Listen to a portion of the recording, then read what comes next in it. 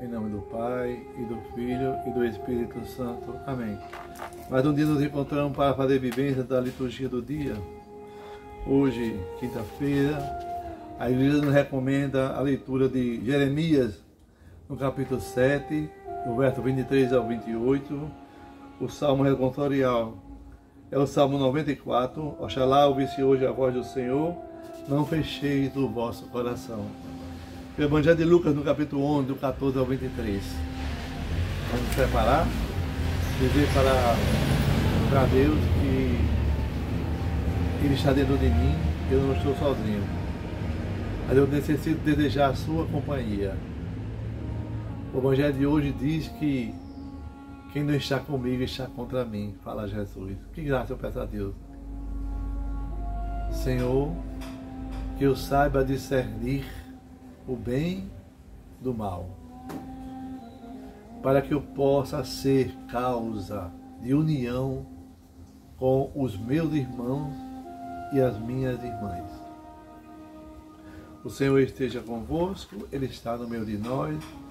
Proclamação do Evangelho de Jesus Cristo, segundo Lucas. Glória a vós, Senhor.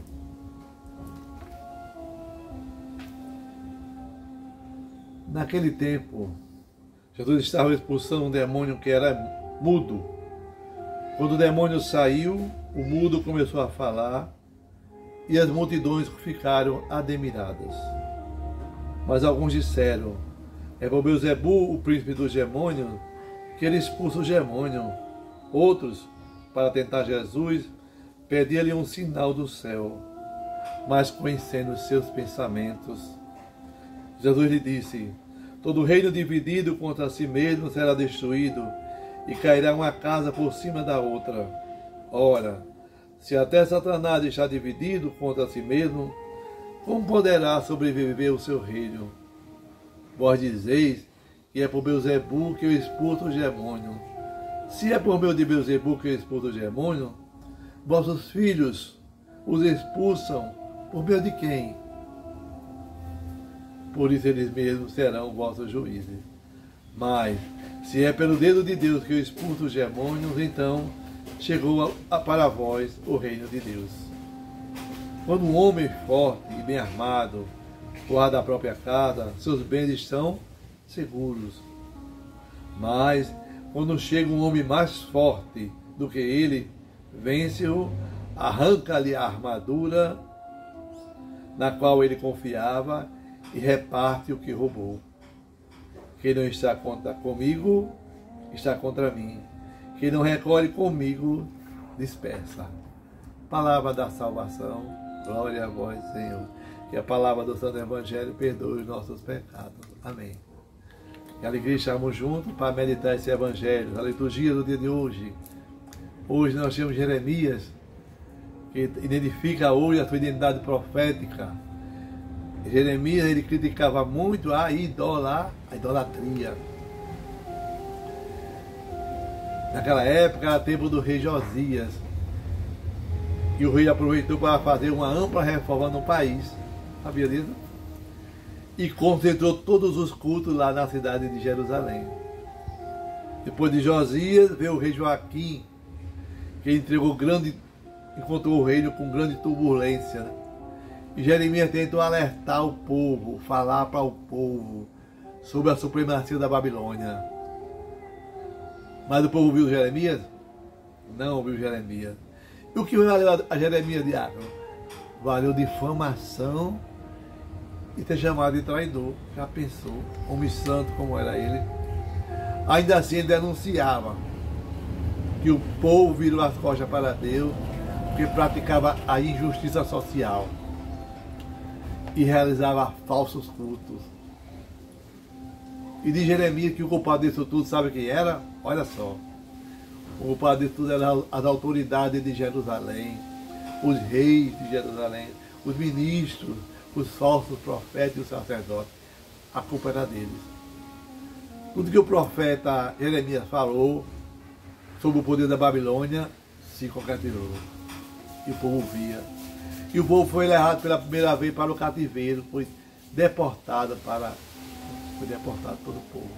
Uma parte do povo ficou, no exílio e a outra parte foi para, né, foi deportada. Jeremias pendeu a sua opção para o lado dos deportados, pois Jeremias ele acreditava que eles voltariam para restaurar Jerusalém. Outra vez, Jeremias ele é difamado e é preso. Jeremias previu tudo que ia acontecer com o povo da Babilônia, na primeira e a segunda vez. Mas o povo estava com o ouvido fechado. O povo não queria ouvir Deus. Pois nós estamos na quaresma, a igreja nos prepara nessa quaresma para ouvirmos mais a voz de Deus, seguir os seus caminhos. Jeremias se sentiu fracassado na sua missão. Mas ele diz, né, que essa nação não ouviu a voz de Deus, não aceitou a sua advertência, a sua fé morreu, foi banida. E essa é verdade. E a maioria dos profetas que Deus mandou, a maioria, talvez a maioria, não 100%, né, só conheceu o fracasso com o povo de Deus. Por quê? O povo é cabeça dura. Hoje Lucas vem falar disso. Hoje o convite de Lucas, que Jesus faz, é um convite radical. Por quem? Por Jesus Cristo. Alguém já lhe perguntou, você já aceitou Jesus na sua vida? Claro! Todos os dias na nossa igreja faz esse exercício. Ela pergunta, o Senhor esteja convosco. O que responde a Assembleia? Ele está, eu vejo, eu escuto, eu sinto no meio de nós. Então todos os dias, Jesus lhe pergunta, meu filho, eu estou aqui, estou do seu lado, fazer companhia a você, nas suas lutas. Então nós temos que fazer essa opção pelo reino de Deus. Eu falo isso para você, falo isso para mim também, para nós, né? Jesus hoje ele narra uma opção. Ele faz curar. Ele faz um exorcismo para curar o mudo. A mudez daquela época era atribuída a uma possessão demoníaca. Então, ao restituir Jesus àquele homem a capacidade de falar novamente em público, é um exorcismo. Provocou a admiração de toda a comunidade presente. A pessoa era muda, pessoal. Jesus cura, liberta, coloca ela de volta à comunidade, expulsa o demônio da mudez. Faça isso também na sua boca. Todo dia expulsa. Demônio da mudez, sai de dentro de mim, em nome de Jesus. E eles acusavam Jesus, dizendo que ele fazia aquilo por Beelzebul. E outro pedia a Jesus um sinal. Jesus expulsa os demônios, liberta e reintegra o povo. Jesus é o Rei dos Reis.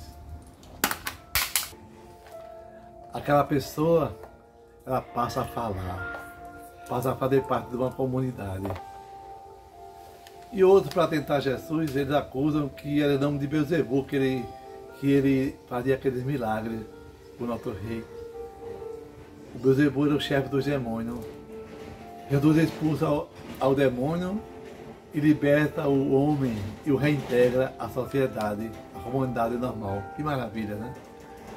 Hoje, graças a Deus, nós temos a técnica da surdo-mudos, a linguagem de sinais, que ajuda a integrar o homem na sociedade.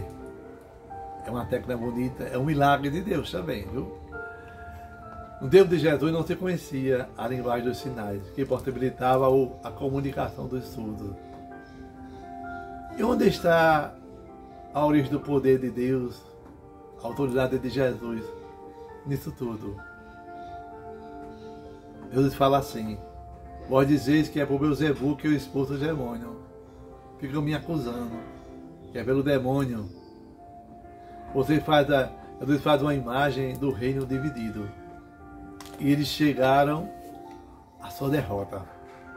Porque Jesus diz assim, se Jesus ele faz milagre por Beelzebul, os vossos filhos expulsam em nome de quem? Quem é os filhos dele que Jesus está falando? Os sacerdotes, a aqueles que exorcizavam as pessoas. Então eles ficaram calados. Mais uma vez Jesus deixa ele numa situação desconfortável, ficar sem saída. Nós sabemos que no judaísmo havia exorcistas, tanto em templos da Grécia como no judaísmo. A gente sabe disso, né? Por isso eles mesmos são vossos juízes, fala Jesus, né? Se eu expulso o demônio pelo dedo de Deus, então o dedo de Deus, o reino de Deus chegou até vós. Aí ele planta naquele momento o reino de Deus. Ele aproveita essa ocasião para afirmar a chegada do reino. Olha que maravilha, né? Lembra da argumentação de João Batista? Ele é aquele mais forte. Quem é o mais forte? O mais poderoso é Jesus. É por isso que ele pôde desalojar aquele que é forte, que é o demônio. Jesus ele volta a usar uma parábola, dizer quando um homem forte, bem armado, forte, guarda uma casa, os seus bens estão em segurança. Mas se aparece um mais forte do que ele, que é Jesus de Nazaré, esse mais forte do que ele se aposta da casa dele, toma. Jesus quer tirar do seu coração o demônio e se apossar da sua vida, meu irmão, minha irmã. É isso que esse evangelho quer dizer para você e para mim. Esse homem forte é Satanás. Ele é forte. Não pense que não é não, ele é forte. Mas o homem mais forte do que Satanás, que arranca a armadura e reparte, então a porta da batalha, chama-se Jesus de Nazaré. Fica evidente que Jesus se apresenta como alguém mais forte do que todos. Aquele que é uma referência, como foi Moisés no embate contra os magos do Egito. Quem está comigo não está contra mim. Quem não se ajuda comigo, separa. Não é verdade? Se despeça. Quem quer seguir Jesus, congrega com ele. Toma posse e não deixe Satanás roubar o seu coração. Mas quem quer seguir seu Zebu, não está nem aí. Não é verdade? A sociedade é uma sociedade enferma naquela época e hoje continua do mesmo jeito. Ninguém consegue entender Jesus. Jesus se aposta no seu coração e muitas vezes você o rejeita. E o que é que devolve a nossa vida em plenitude nesse Evangelho? O que devolve a cada um de nós? Como é que eu posso permanecer com Jesus? É o que nos orienta a igreja nesse período quaresmal. O jejum, a oração e a caridade, esse exercício que vai tirar essa homem forte, colocar um mais forte dentro de você, que é Jesus de Nazaré. Então retorne, ainda é tempo. Estamos na terceira semana da quaresma. Levante seus objetivos e diga assim: eu quero ser de Jesus, eu preciso ser de Jesus, eu quero ser de Deus, eu quero ser do Senhor.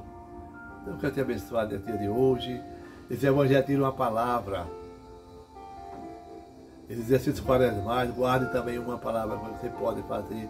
O jejum hoje, de não almoçar, não tomar água no almoço, mas perto do jejum. Não falar palavras que machuquem. Lembrar de falar com Deus à noite, quando deitar. Acordar, dar um bom dia para Jesus. Faça isso, meu irmão, faça isso, minha irmã. E pratique a caridade. Ajude quem está com fome e com sede. Que Deus possa iluminar o seu coração, a sua vida. Que essa palavra que você vai rezar no dia de hoje possa te fortificar. Para que esse homem mais forte do que todos entre e permaneça na sua vida para sempre. Em nome do Pai, e do Filho e do Espírito Santo. Amém. Tenha um dia alegre e feliz. Paz e bem.